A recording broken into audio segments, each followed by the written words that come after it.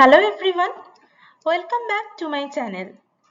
Today, our last part of the topic of the biomolecules carbohydrate.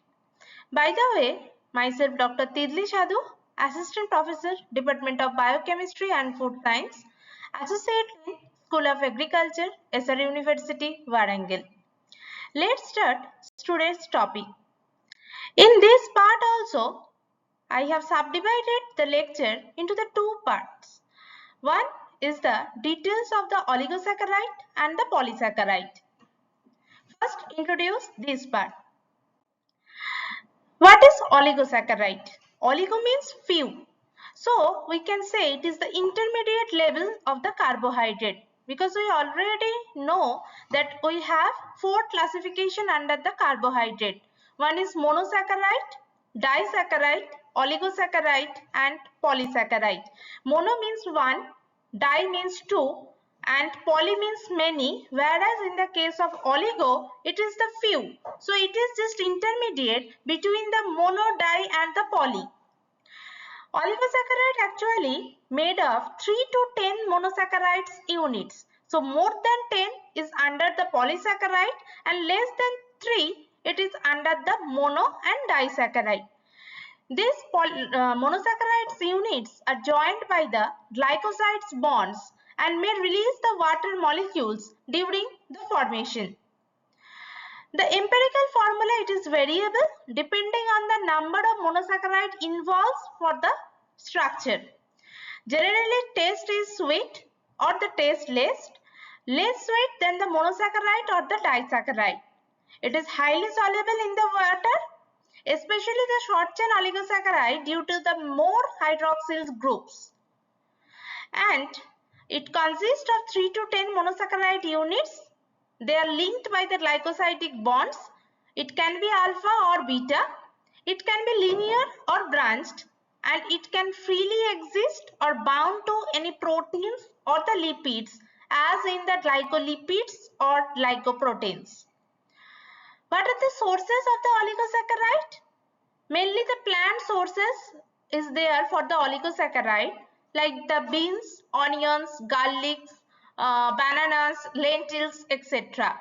And in the human milk also the oligosaccharide is present. That is the human milk oligosaccharide HMOs. It is actually very much important for the infant gut health. What is the structural features of the oligosaccharide? It is built of the monosaccharide units like the glucose, fructose, galactose, mannose, etc. And they are connected by the O-glycosidic linkage. So, they can be linear or unbranched or branched. So, we can say if it is the linear oligosaccharide units. So, in this case, it is the unbranched. So, they are just serially attached. But in the case of this oligosaccharide, these are actually branched. So, these are the two types. But both are linkage by the glycosidic bond. Here also it is the glycosidic bond. And in the case of branch oligosaccharide also, these are the alpha glycosidic bonds. There are different types of the oligosaccharide. They can be differed by number of sugar units, the type of glycosidic linkage, the various branching and attachment to the proteins or the lipids like the glycoproteins and the glycolipids. So first part that is based on the number of sugar units. We already told that oligosaccharide means few, mainly the unit of the monosaccharide here 3 to 10 and they are linked by the glycosidic linkage. As per the number of the monosaccharide unit, they are classified as the trisaccharide, tetrasaccharide, pentasaccharide and hexa to decasaccharide like hexa, hepta, octa like that. So trisaccharide means number of the sugar unit present is the 3 and the example we can say it is the raffinose because the raffinose is made of the galactose, glucose and fructose. So 3 monosaccharide units. Whereas in the case of tetrasaccharide, it is made of the 4 monosaccharides unit. The example is Stachyose. The galactose, 2 galactose, 1 glucose and 1 fructose is attached. Similarly, in the case of pentasaccharide, that means the 5 sugar units are present. So here 3 galactose unit, 1 glucose unit and 1 fructose unit is made the Verbascose. Like that hexadodeca, under these that human milk oligosaccharide is also included. But all these saccharides are non-digestible in the humans but fermented by the gut bacteria acting as a prebiotics. Next classification based on the glycosidic linkage. That there are various linkage type like 1,4, 1,6, 1,2, etc. But it can be classified into the 2 category. One is for the alpha and another one is the beta. So what is the alpha 1,4 glycosidic linkage? Example is like maltotriose. That 3 glucose molecules is attached and they are attached by the alpha 1,4 glycosidic linkage. In the case of isomaltotriose, that here also 3 glucose molecules is there, but the linkage is alpha 1,6 glycosidic linkage. That means we can say that one monosaccharide C1 carbon is attached with the other monosaccharides C6 carbon, but both are under alpha anomers. What is the beta 1,4 glycosidic linkage? The example is lactotriose. That galactose, glucose, 2 and 2 molecules of glucose is included here. So here the linkage is beta 1,4. That means the C1 of one monosaccharide is linked with the C4 of the another monosaccharides and both are under the beta anomer. And in the case of raffinose, it is linked by the galactose, glucose and fructose. Here, 2 type of linkage is present. One is the alpha 1,6 and another one is alpha 1,2. So in these 3 molecules, that galactose, glucose and fructose, whereas the galactose and glucose is linked by the alpha 1,6 and glucose and fructose is linked by the alpha 1,2.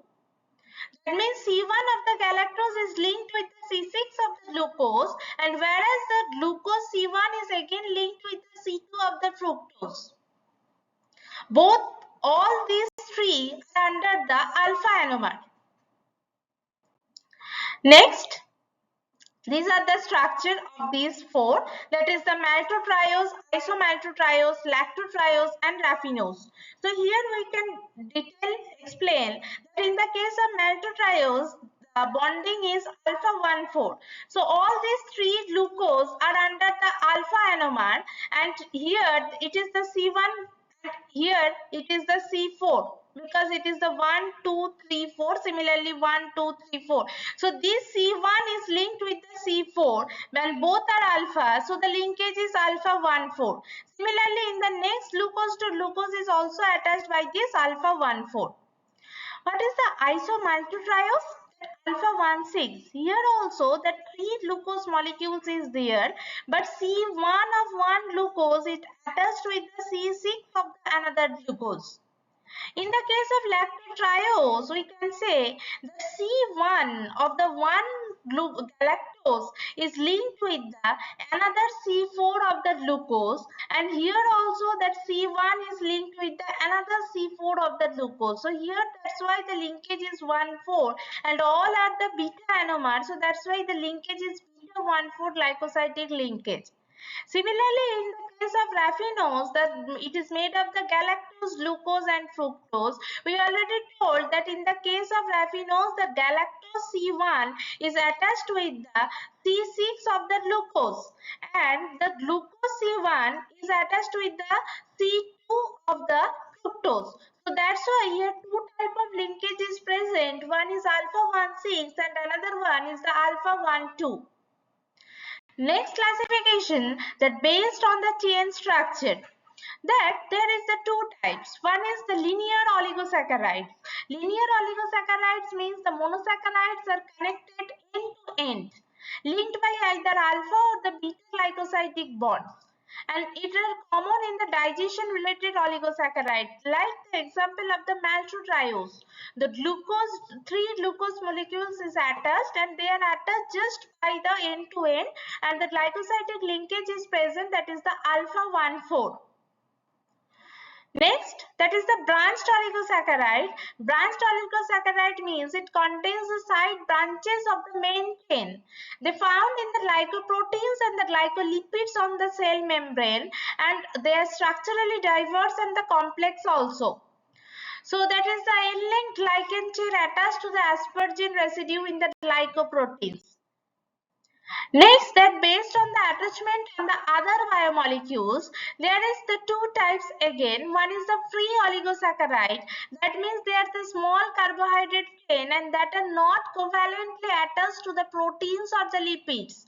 So they can exist independently in the nature. They are not a part of the glycoproteins or the glycolipids. They can occur naturally in the food or be formed as the intermediate during the metabolism or the digestion. They may be digestible or the non-digestible. So these are the different types of the free oligosaccharide. The example, that is the Raffinose, Stachyose, Verbascose, fructooligosaccharides and the galactooligosaccharides. The Raffinose is made of the galactose, one glucose and one fructose. It is the trisaccharide, whereas the Stachyose, it is the tetrasaccharide. The two galactose, one glucose and one fructose is present.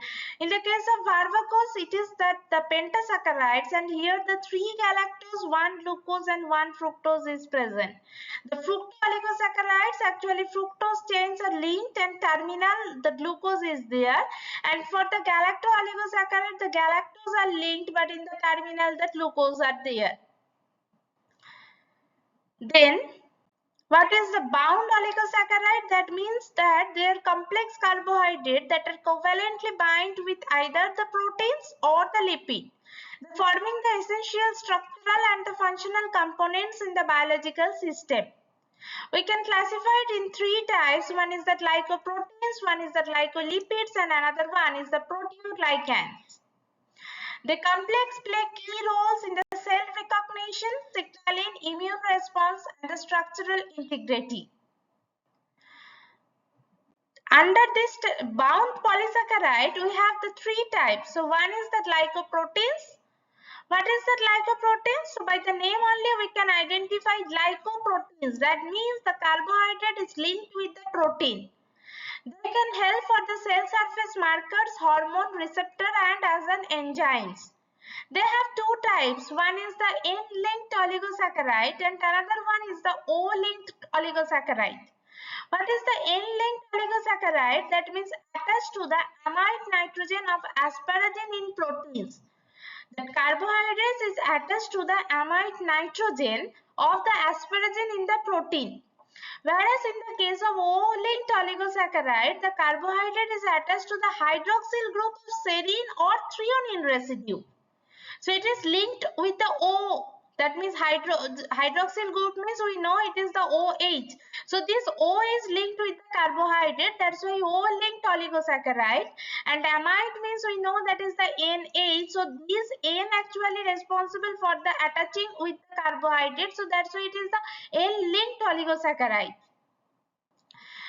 Example of the N-linked oligosaccharide, the high mannose and complex type chains in the immunoglobulins, and O-linked is the mucin type oligosaccharide in mucus secretion.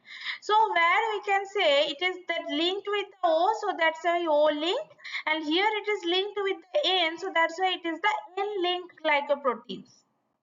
Next part is the glycolipid. By the name only we can identify that glycolipids means the glyco, that means the carbohydrate is linked with the lipid. It can act as a plasma membrane involved in the cell-cell interaction and immunity. In the case that lipid membrane, that lipid is actually bind with the sugar residue. So it is under the glycolipid we can say. So what is the basic difference between the glycolipid and glycoproteins? The glycoproteins means proteins is attached with oligosaccharide, and if the lipid is attached with oligosaccharide, it is under the glycolipid. So this is the basic structural difference between the glycolipids and the glycoproteins.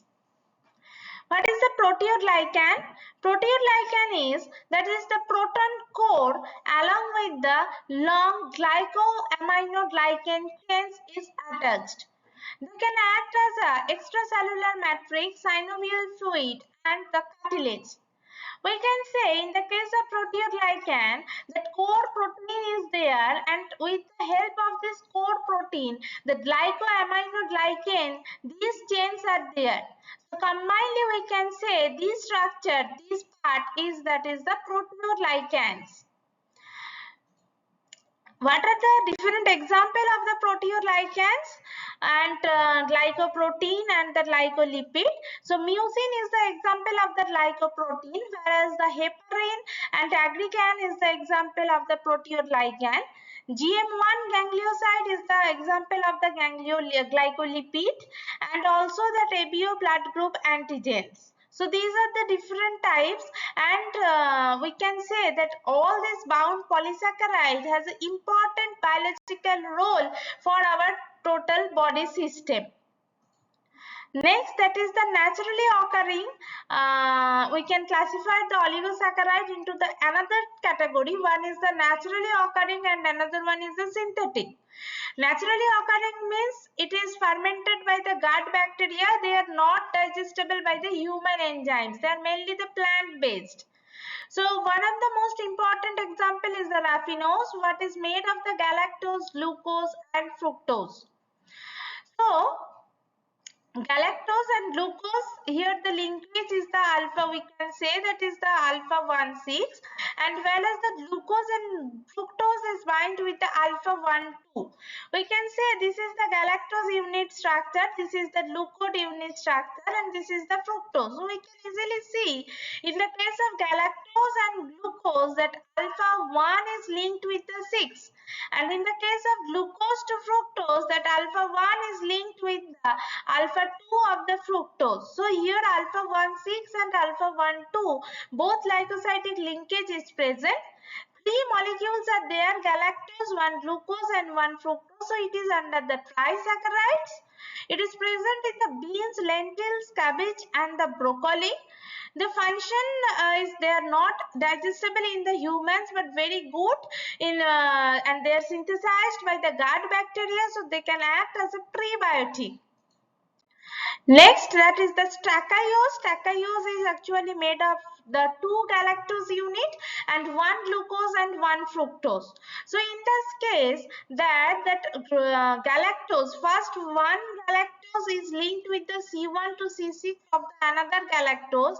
Then galactose and glucose is linked again with the C1 and the C6. When the glucose and fructose is bind, then C1 of the glucose is bind with the C2 of the fructose, and fructose is under the beta anomer. So here that is the alpha beta 1 to 2 binder glycosidic linkage is present.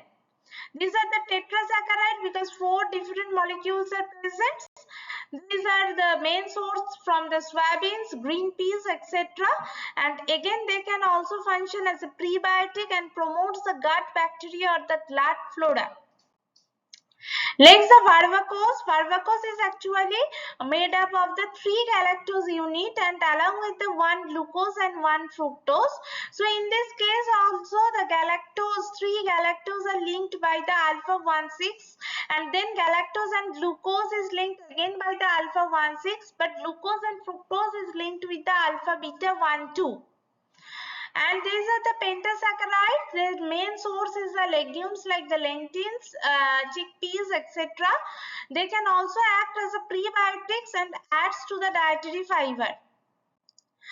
Then the biologically significant or the structural or the functional oligosaccharides, that we can say these are found in the glycoproteins or the glycolipids. Their main role for the cell recognition, immune response, hormone receptor interaction and determinant of the blood groups. So example is the lactotriose. Lactotriose is the galactose and two molecule of glucose is there. So here beta 1,4 glycosidic linkage we can say. So we can say that one galactose beta anomer, that C1 is linked with another C4 of the beta glucose. Then this beta glucose C1 is again linked with the C4 of this another glucose. So that's why this is the glycosidic linkage. Example is beta 1,4 glycosidic linkage. Type is trisaccharide, and these are the main source for the human milk oligosaccharide and promotes essentially the infant gut health. Then the maltotriose, which is made of the 3-glucose unit and all are connected by the alpha 1,4 glycosidic linkage. These are the intermediate product of the starch digestion and readily digested by the amylase enzyme. Similarly, that isomaltotriose, these are also made up of the 3-glucose unit, but whereas it is the linkage of alpha 1,6 instead of the alpha 1,4, which is visible for the maltotriose. This is the breakdown of the amylopectin, and it is important in the digestion and the glycogen branching. Then the next part, that is the human milk oligosaccharide. So this is a totally different part. It is also called as the HMOs. And the example is the lacto-N tetras, and the structure is actually galactose is linked with the N-acetyl glycosamine and again galactose and glucose. So here actually it is under the tetrasaccharide. So 4 molecules are present. One is the galactose, then N-acetyl glucosamine, again galactose and glucose. So in the case of the galactose and N-acetyl glucosamine, the beta 1,3 linkage is present. It is the 1 and it is the 3. So beta 1,3 linkage is present, whereas that N-acetyl glucosamine and galactose, again beta 1,3 linkage is present, and galactose to glucose, here actually beta 1,4 linkage is present. This is the main source for the human milk, and it boosts the immunity, prevents the pathogen binding in the infant. So it is actually important for the gut health. Then we can say that is a synthetic and the commercial oligosaccharide. These are mainly act as a prebiotics. Example is the fructooligosaccharides and the galactooligosaccharides. In the case of fructooligosaccharides, it is a short chain of fructose but ending with glucose molecules.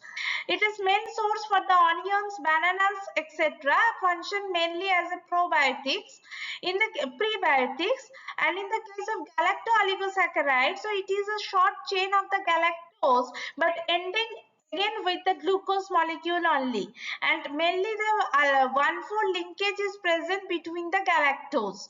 It is produced by the enzymic conversion of the lactose, and it is used in the infant formula milks and as a probiotics.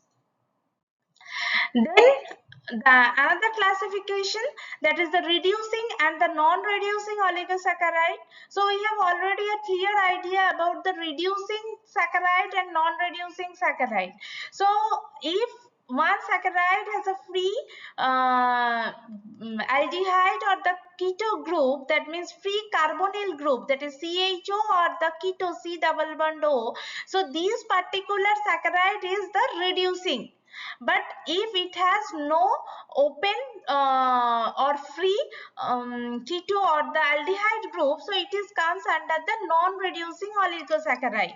So in or the non-reducing saccharide. So we can say that free anomeric carbon, if it is present, so it is under the reducing oligosaccharide. Example is the maltotriose and maltotetriose. So optical activity also present for them.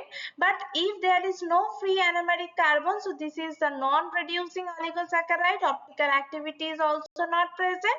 The Raffinose, Stachyose, Verbascose, everything is under the non-reducing polysaccharides.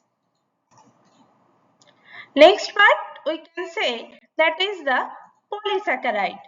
So what is the polysaccharide? So poly means many. So this is actually the complex carbohydrate. So one saccharide means it is under the monosaccharide. If two, then this is the disaccharide. So oligo means 3 to 10. So after the 10, all the monosaccharide, if it is present in one saccharide, so it is under the polysaccharide units.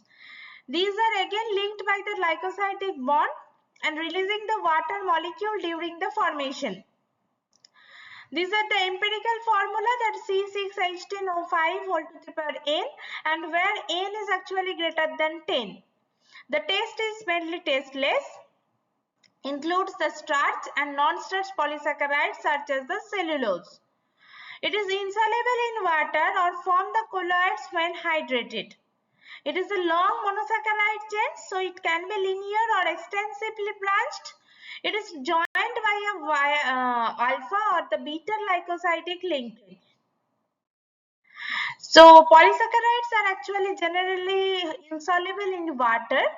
Why? Whereas monosaccharide, disaccharide, oligosaccharide, everything are very readily soluble in water. But in the case of polysaccharide, these are the insoluble in water. First one, because of the large molecular size. Because the more than 10 monosaccharides unit are attached for the polysaccharides, so making them macromolecules with high molecular weight. So the size limits actually their ability to dissolve in the water. Next, the extensive hydrogen bonding. The numerous hydroxyl group is present in the monosaccharides to form actually the strong intra and the intermolecular hydrogen bond, making the structure rigid and less interactive with the water molecules. Then low surface area exposure. The tightly packed and often coiled or branch structure reduces the surface area available to interact with the water, unlike the smaller or more exposed monosaccharide or the disaccharide. Then the crystallized or the fibrous nature. Non-starch polysaccharides like the cellulose have a fibrous nature and crystalline in structure, so making them structurally not favorable for the solubilization.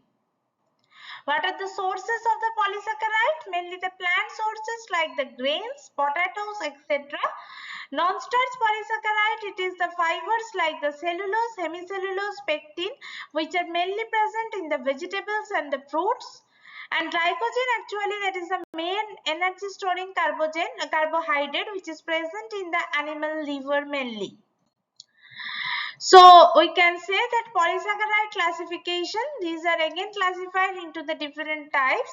First one is the functional classification. So under the functional classification, one is the structural polysaccharide and another one is the storage polysaccharide. The structural polysaccharide means the polysaccharide which are actually helpful to build the structure of the cell. Like the example is the cellulose, chitin, hemocellulose, pectin, etc. So cellulose actually important for the plant cell wall, whereas the chitin is actually important for the structure of the arthropods. Hemicellulose is also important for the structural facility and the peptide glycan also. So all these actually helpful to build the structure. Next is the storage polysaccharide, that means which is actually stored the energy or store the carbohydrate material for the future. Then these are under the storage polysaccharide like the starch, glycogen, inulin, etc. Next, that is the nature of the branching. So nature of the branching, first one is the linear. So if the polysaccharide belonging to this class, that means that many monosaccharides are joined just end to end. So that's why the structure is linear. Example is the cellulose, chitin, amylose, etc. Chitin means here the beta 1,4 glycosidic linkage is present. That means that and which is very much familiar with the cellulose. But in the case of the chitin, that N-acetyl D-glucosamine is present instead of the glucose, which is present in the case of the cellulose. So we can say it is the structure of the cellulose. where that beta 1,4 linkage we can see. But if it is under the amylose, again the alpha 1,4 glycosidic linkage we can see. So these all are the linear structure. But what is the branched? So polysaccharide belonging to this class have a branched glycosidic bonding like the starch, amylopectin, glycogen, etc. So we can say that is in the case of the amylose, so all the glucose molecules just linked by the alpha 1,4 glycosidic linkage end to end. But if you consider the structure of the amylopectin, that means that is the amylose is linked by the glucose molecules alpha 1 to 4. Then after some interval, that amylose is again linked with another carbohydrate molecule by the alpha 1,6 linkage under the amylopectin. So this is the branched structure. Then as per the repeating unit, so as per the repeating unit also we can classify that the polysaccharide into the two parts. One is the homopolysaccharides and another one is the heteropolysaccharide. The homopolysaccharide means polysaccharide belonging to this class actually contain the same basic repeating monosaccharides unit. So these all are under the homopolysaccharides. So all are same. That's why homo, and different type of saccharides are present, but all are same. That's why that homopolysaccharides. Examples are the starch, glycoside, and the chitin and tinulin. It is maybe linear or branched in structure, and all repeating units are the chemically identical for here. So these are the different structure of the saccharides, like that the different monosaccharide, polysaccharide example like the starch and the glycogen, etc. Next, the heteropolysaccharides. That heteropolysaccharide means that polysaccharide belonging to this class contain more than one basic repeating unit, like the hemicellulose and the pectin. The structure, it can be random, alternating, or the blockwise arrangement, and often more complex and branched. So these are the example of the heteropolysaccharides like the hemicellulose, pectin, hyaluronic acid, heparin, chondroitin, sulfate, etc. Next, there are some important homopolysaccharides. First one is the starch, that is a plain storage polysaccharide. Starch is homopolysaccharide and composed entirely of the alpha D glucose unit. It is the primary storage form of the carbohydrate in plants, especially abundant in the seeds, roots, and the tubers. There is two types mainly in the starch, that is the amylose and the amylopectin. So what is the amylose? Amylose means actually that glucose molecules is linked by the alpha 1,4 glycosidic linkage. But the amylopectin means the amylose is linked with the alpha 1,6 linkage with another glucose, but this is under the amylopectin. So amylose means the linear chain of the alpha D glucose, alpha 1,4 glycosidic linkage is present, and it is shaped into the helical structure. 20 to 30% the total starch is present here. Whereas in case of the amylopectin, it is the structure is branched chain of the alpha D glucose. The two types are there. One is the alpha 1,4 and another one is the alpha 1,6. Alpha 1,4 it is the linear segments. Alpha 1,6 it is the branch points, and 70 to 80 of the total starch is there. So we can say it is the amylose structure, and this amylose with some interval it is linked with the another glucose series, so it is considered as the amylopectin. Amylopectin molecule containing a few thousand glucose unit linked by the branch tree. Structure are hydrolyzed by the amylase to liberate the finally glucose units. Amylase acts specially on the 1 to 4 glycosidic bonds. These are the two components. One is the amylose and the amylopectin. So in the case of amylose, only beta and alpha 1 to 4 linkage is there. But in the another case, here is the from the starting amylopectin is the again the similar kind of amylose, but one more linkage is there, that is the alpha 1,6 linkage with the another set of the glucose molecule.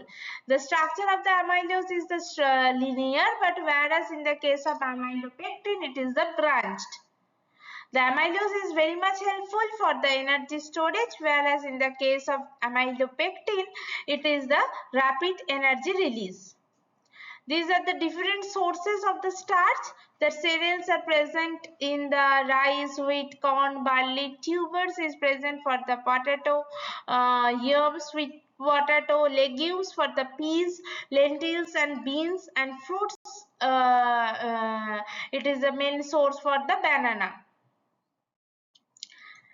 Then that is the glycogen, that is the animal storage of the polysaccharide. Glycogen is a branched homopolysaccharide composed of the alpha D glucose unit.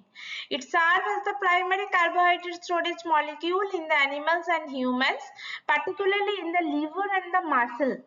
Glycogen is also found in the plants that do not possess the chlorophyll.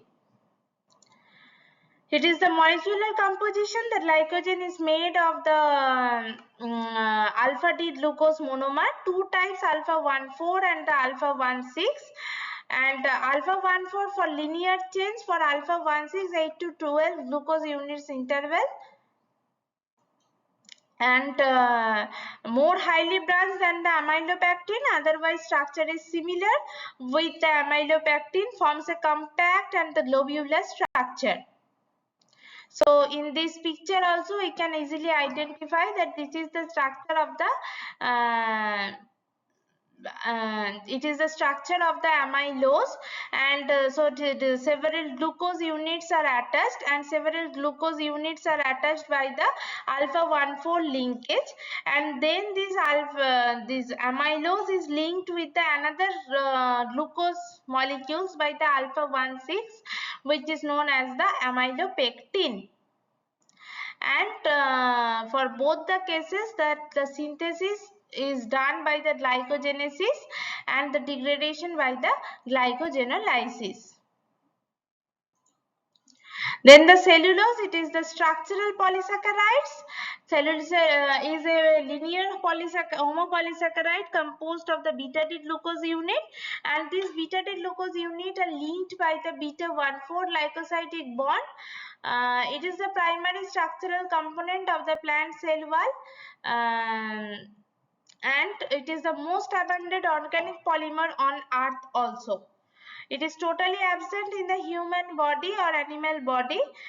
It cannot be digested by the mammals, including the man, due to the lack of the enzyme that cleaves the beta glycosidic bonds. Certain ruminants and animals contain the microorganism in the gut which produce the enzymes that can cleave the beta glycosidic linkage. Hydrolysis of the cellulose yield the disaccharide bios followed by the beta D glucose units.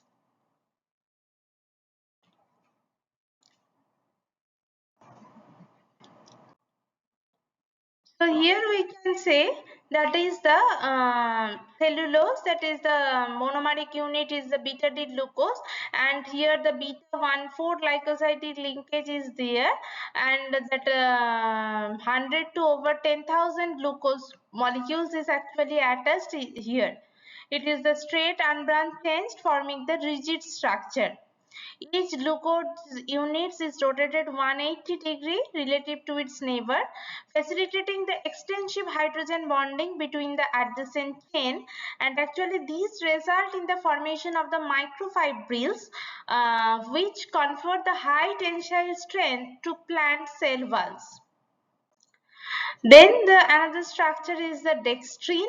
Dextrin is the group of the low molecular weight carbohydrate.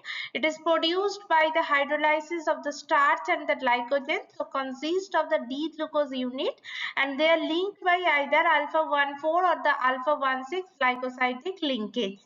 So these are the structure D-glucose units present, alpha-1,6 or alpha-1,4. There are two types of dextrin. One is the white dextrin and another one is the yellow dextrin.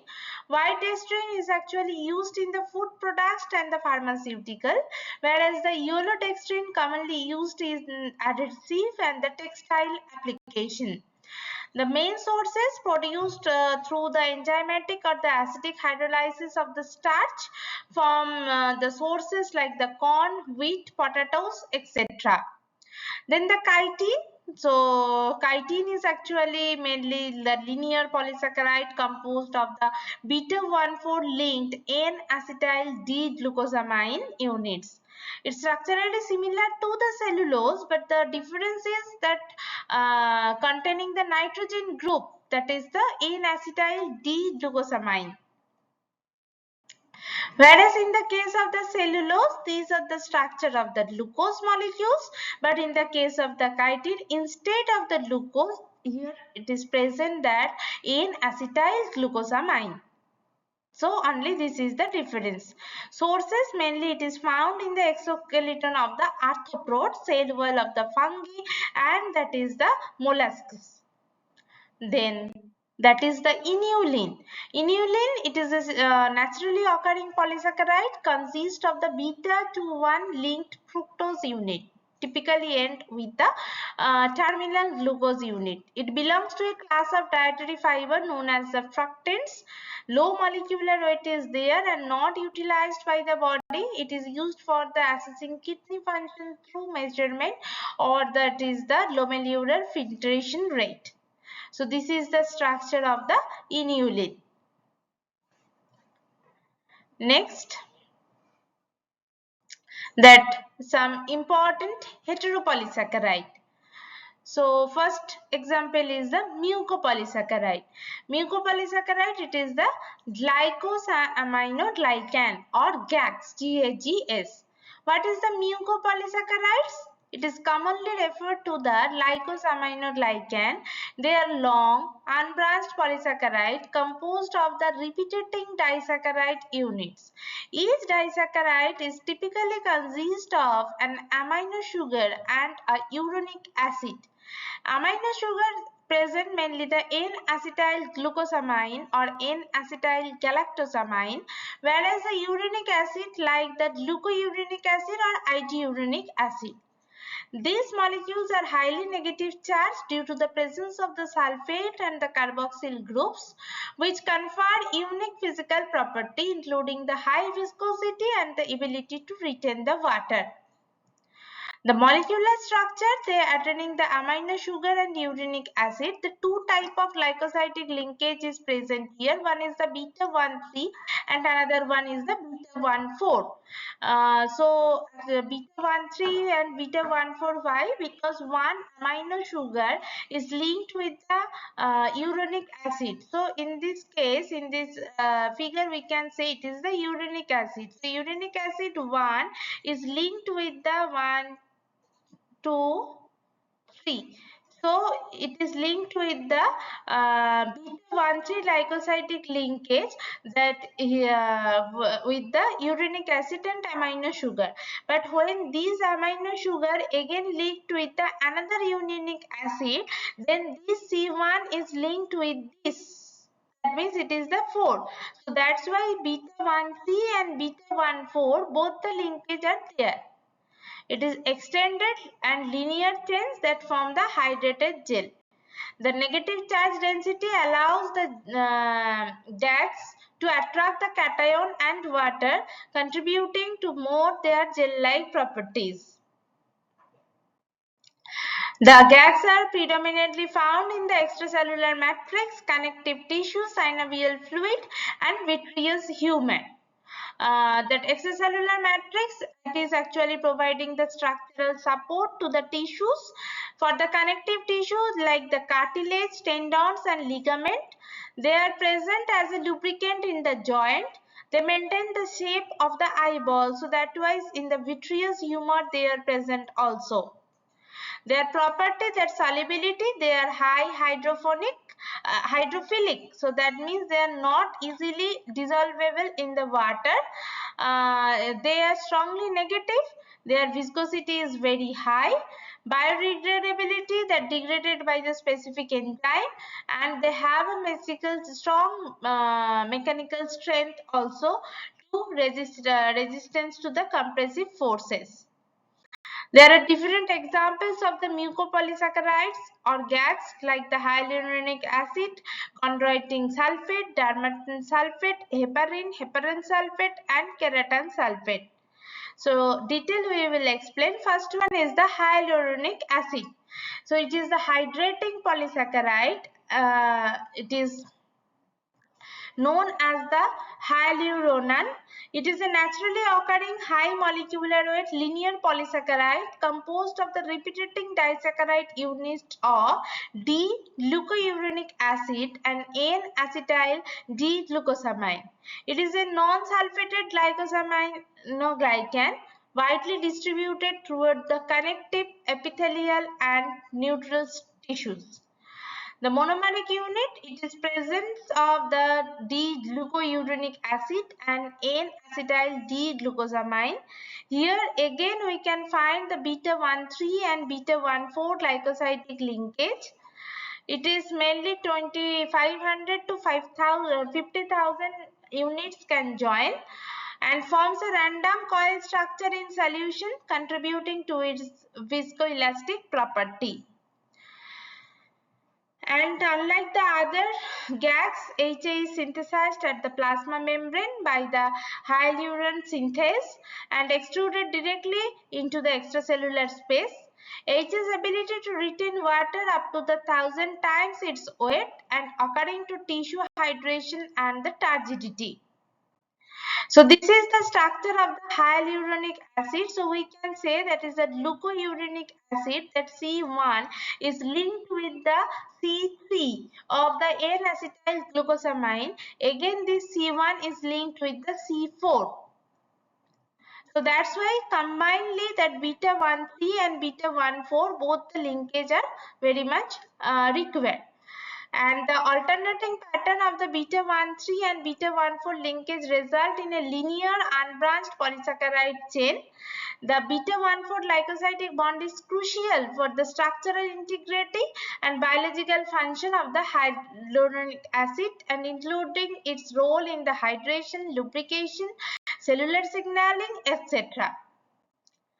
Then there is the enzyme which is known as the hyaluronidase. It is an enzyme that breaks the hyaluronic acid and other gas.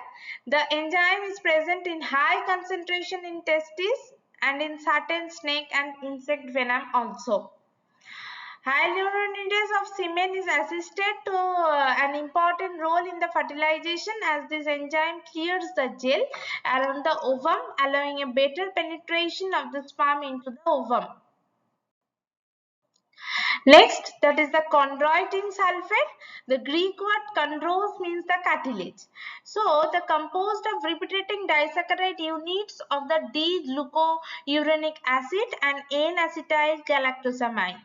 Again, they have a linkage of two types. One is beta-1,3 and another one is the beta-1,4 glycosidic linkage. So we can say that in the case of the chondroitin sulfate, so here that is the glucouronic acid is present and here N-acetyl D-galactosamine. So here C1 is linked with the C3 and again when this N-acetyl galactosamine is again linked with the glucouronic acid, then C1 is linked with the 4. So C1 C4 linkage is very much essential and sulfation occurs at either the 4th position or the 6th position. So that's why it is known as the chondroitin 4 sulfate and chondroitin 6 sulfate. Next, it is the darmatan sulfate. Darmatan sulfate, it is the structure similar to the chondroitin sulfate but contains the iduronate acid instead of the leucouronic acid. It is composed of the repeating disaccharide unit of the iduronate acid and N-acetyl galactosamine. Again here two type of linkage is there. One is beta 1,3 and beta 1,4. These are mainly occur in the skin and blood vessels, heart valves, tendons, etc. So here actually this chondroitin sulfate, that means that galactosamine and that is the iduronate acid is present. So first initially in this darmatan sulfate, the C1 and C3 linkage is there, but in the next case C1 C4 glycosidic linkage is there. Then the heparin. Heparin is consist of the repeating disaccharide units of the iduronate acid and glucosamine. These units are linked via the beta 1,4 glycosidic linkage. So we can see that here the iduronate acid and the glucosamine is present. So it is highly sulfated and contributing to its stronger negative charge. The sulfation pattern is the critical for its biological activity. It is stored in the mast cell within the granules, particularly in the lungs, liver and intestine. Also found on the surface of endothelial cells as the heparin sulfate, a related but less stable GAG. Then keratan sulfate, it is a repeating composed unit of the galactose and N-acetyl glucosamine. These units are again linked by the beta 1,3 and beta 1,4 glycosidic linkage. Sulfation occur at the 6th position of the both the sugar residue. Unlike the other GAGs, it lacks a uronic acid component. Occurrence, mainly it is present in the cornea, contributing to its transparency, and also found in the cartilage, bone and the central nervous system. The next is the glycoproteins. So glycoproteins are the proteins that covalently linked with the carbohydrate. So these carbohydrate protein is usually short and branched. Example immunoglobulins, erythropoietin, alkaline phosphatase, etc. And structure of the glycoproteins, that backbone with the sugar residue. Carbohydrates are typically attached to the amide group of the asparagine or the hydroxyl group of the serine. They function as for cell recognition, hormones and enzyme, receptor and adhesion, and also it is important as a protective agent like the mucins.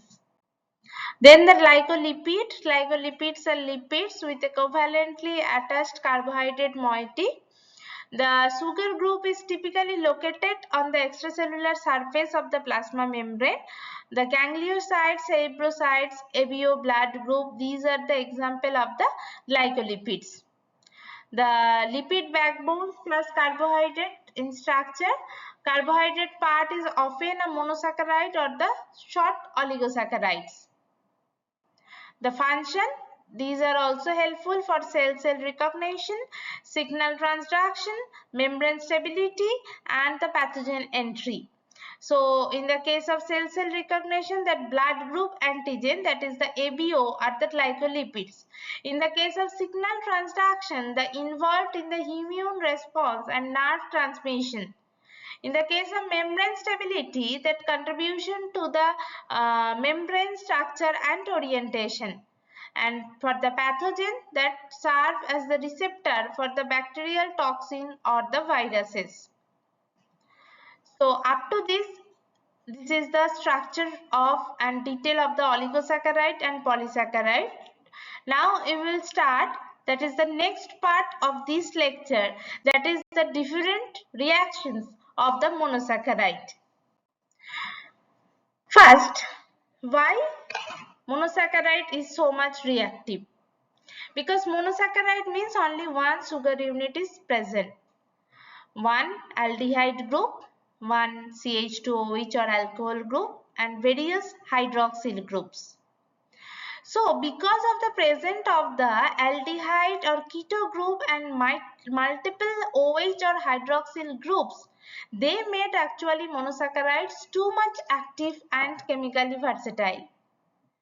The first one is the oxidation reaction. Monosaccharides can undergo the oxidation of their aldehyde or the hydroxyl group. Depending on the oxidizing agent used, the terminal aldehyde will oxidize or the keto will oxidize or terminal alcohol will oxidize or both the group may be oxidized. First one is the mild oxidation. So oxidation of the aldehyde group result in the formation of the aldonic acid. So this is the glucose and this is the gluconic acid. So it is a mild oxidation. That means only the upper CHO group is oxidized and converted to the COOH. But lower part there is no change CH2OH as it is CH2OH and nowhere in the OH hydroxyl group also no change. Next, the strong oxidation. The strong oxidation means the oxidation of the both aldehyde and the terminal alcohol group leads to the production of the alderic acids. So, glucose to the glucaric acid. So, in this case, it is the strong oxidation. So, both the CHO and CH2OH both will be converted or oxidized to COOH group forming the alderic acid. So if we consider as a glucose, so it should be that is the glucaric acid. Oxidation of the primary alcohol group, that oxidation of the terminal alcohol group, that is the CH2OH is converted to the COOH, leads to the production of the uronic acid. So if we consider in the case of the glucose, that glucose CHO is same as it is, only the terminal CH2OH alcohol group is converted to the COOH group, that is the glucouronic acid. So in the part of the oxidation, three types we can say. One is the mild. Mild means if only the top CHO will oxidize to COOH. Another one is the strong oxidation. Both the CHO and CH2OH will convert it to the COOH. And another one, only the CH2OH, the terminal alcohol group, is converted to the COOH. Next, the reduction reaction, that when treated with reducing agent like the sodium amalgam, the aldehyde or the keto group of a monosaccharide is reduced to the corresponding alcohol as indicated by the general formula, that this one will convert it to the H.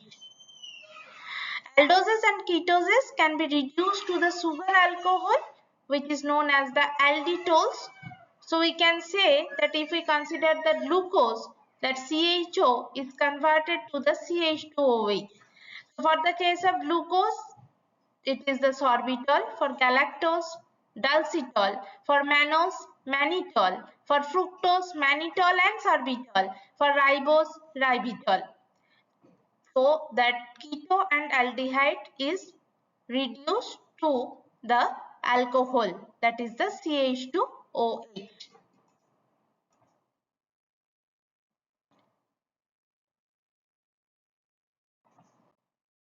Next is the tautomerization or enolization or isomerization reaction. The process of shifting a hydrogen atom from one carbon atom to another to produce the enodiols. This is known as the tautomerization reaction. That sugar possessing the anomeric carbon atom undergo the tautomerization in alkaline solution. That glucose is kept in the alkaline solution for several hours. It undergoes the isomerization to form D-fructose and D-mannose. That the reaction is also known as the Lobry-Liebruan von Eckenstein transformation, result in the formation of a common intermediate named the enediol for all the three sugars. The NADOs are highly reactive and sugar in alkaline solution are powerful reducing agent. So we can say that glucose, fructose and mannose all are actually making a intermediate. That in the case of glucose, if it is present in the alkaline solution, so these mechanism actually happen. These OH molecules actually first interact with this carbon, then this double bond will open and this O will come here, then this mechanism will form, and from the glucose that fructose will happen for the shifting of the hydrogen atom from one carbon to another carbon. So D-glucose is converted to the D-fructose. Similarly, the D-mannose is again converted to the D-fructose. Then the osazone formation. What is the osazone formation? That monosaccharide reacts with the phenyl hydrogen in acetic acid to form the osazone. This reaction is used to identify the sugar based on the crystal shape. The first thing is that glucose, fructose and mannose, three are produced the same osazone after the reaction. Why? Because as is evident from the reaction, only in the osazone reaction, the first two carbons C1 and C2 are involved. So the sugar that differ in their configuration on these two carbon gives the same type of osazone. Since the difference is masked by binding with the phenyl hydrogen. Phenyl hydrogen is the reagent for the osazone. So thus glucose, fructose and mannose give the same type of osazone. Because in glucose, fructose and mannose, the mainly different carbon we can see it is the C1 and C2. The rest of the part, the C3, C4 and C5 all are same in glucose, fructose and mannose. So the difference in C1 and C2 is also overlapped or also that masked by the phenyl hydrogen, and then they will form the same osazone. What type of reaction actually? If we consider the aldose, the phenyl hydrogen C6H5NH2. So the three molecules will react. That one is NaC6H5 is bind with the C1, another is bind with the C2. So this is actually the overview of the structure of the osazone. And another C6H5NH2, that is the aniline and the ammonia will produce as a byproduct. If I consider the ketose, again this C1 and C2 will interact.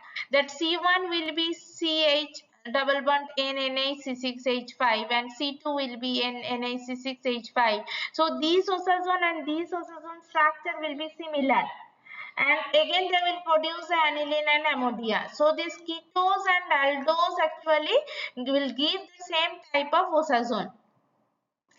So that's why that first keto plus phenyl hydrazine, actually it will form the phenyl hydrazone. Then when this phenyl hydrazone again will react with two phenyl hydrazine, then this actual osazone will form.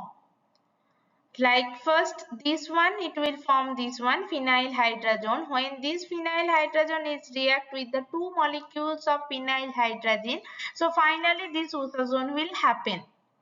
So we can say that glucose, first this C6H5NH2, so here it will attack, then this double bond will open and it will bind like this, then this is came here and then here the double bond will happen and then this structure will form.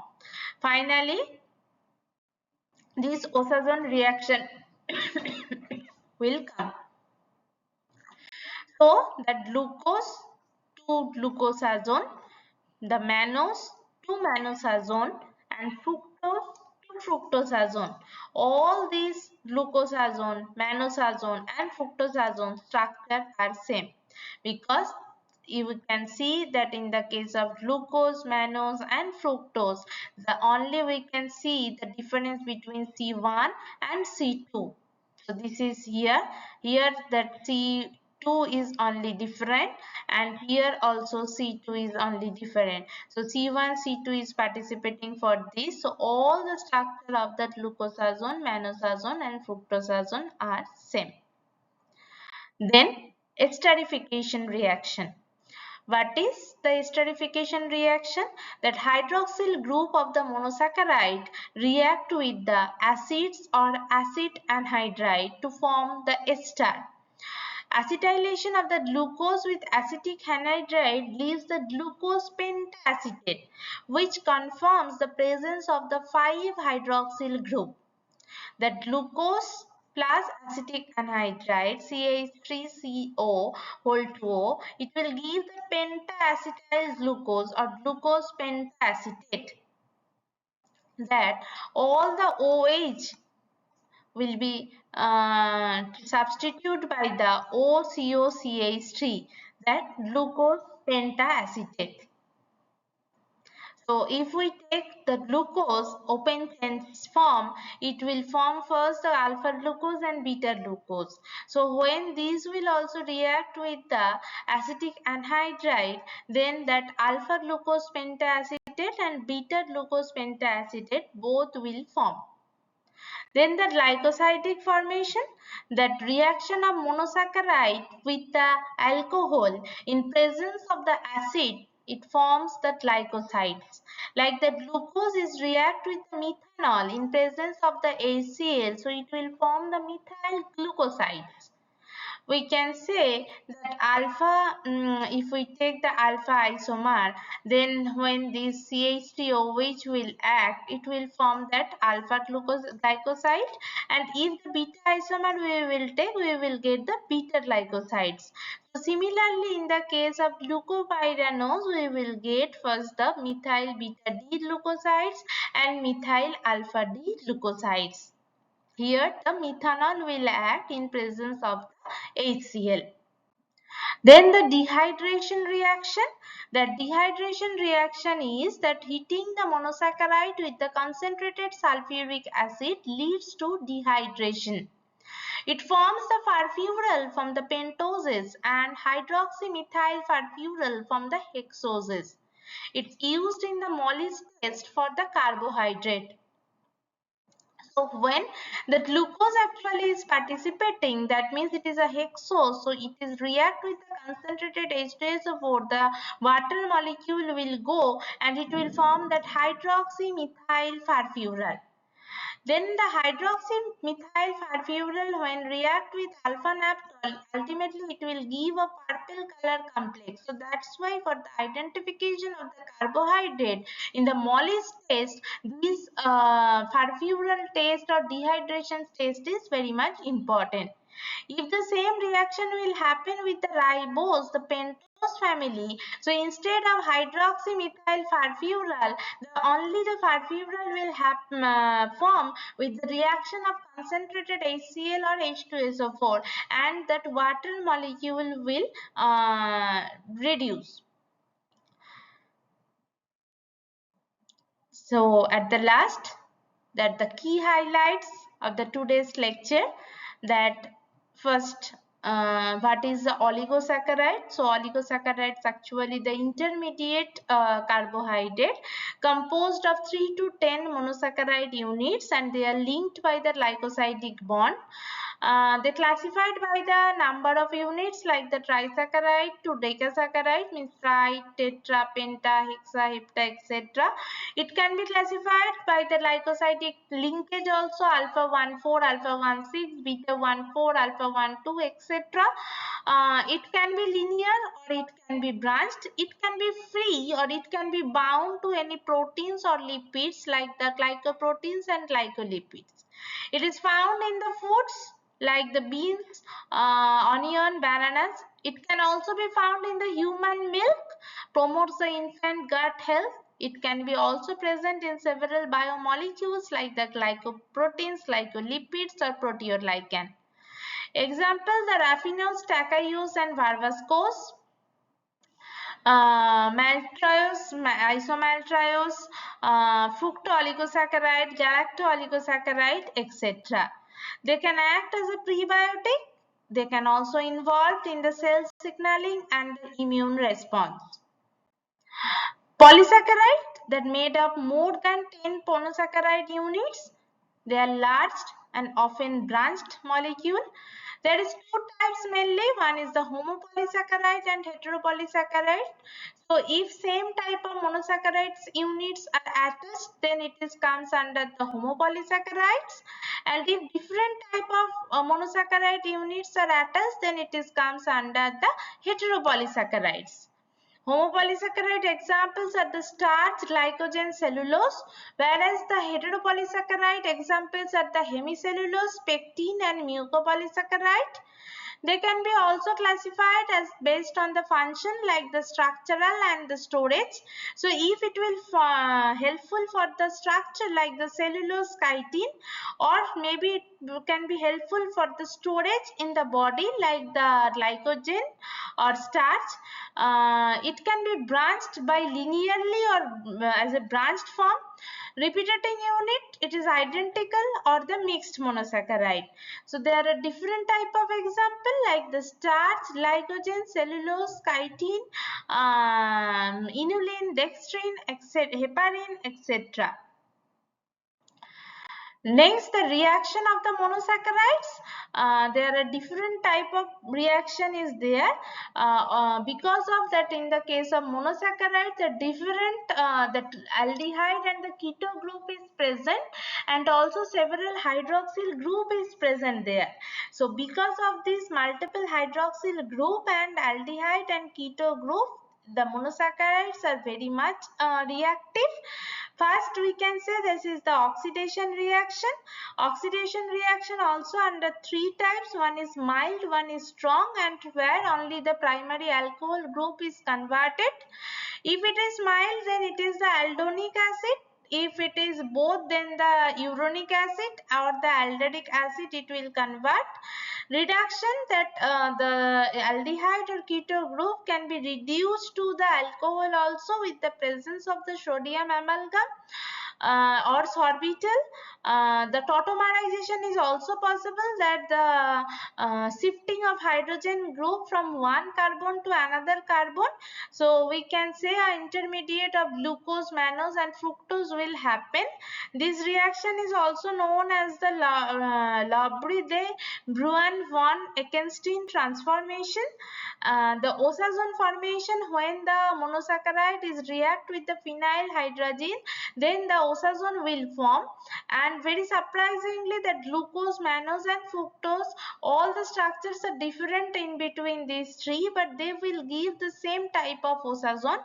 Because if we see the structure of the glucose, mannose and fructose, we can see that there is the only difference for the C1 and the C2 carbon structure, and the phenyl hydrazine, the reagent of the osazone reaction, is mainly participating with the C1 and C2. So what is the difference in C1 and C2? That is overlapped, or that is actually covered by the reaction of the phenyl hydrazine. So ultimately glucosazone, mannose and fructosazone, all the structures are similar only. Then the esterification reaction, when it is reacted with the acetic anhydride in presence, then it will form the acetate. That in the case of the glucose, it will form the pentaacetate. So actually this reaction will confirm that the number of the hydroxyl group present in the monosaccharide. Then the glycoside formation, that reactions with the alcohol and in presence of the acids, so it will also form the glycosides, non-stable, non-reducing sugar.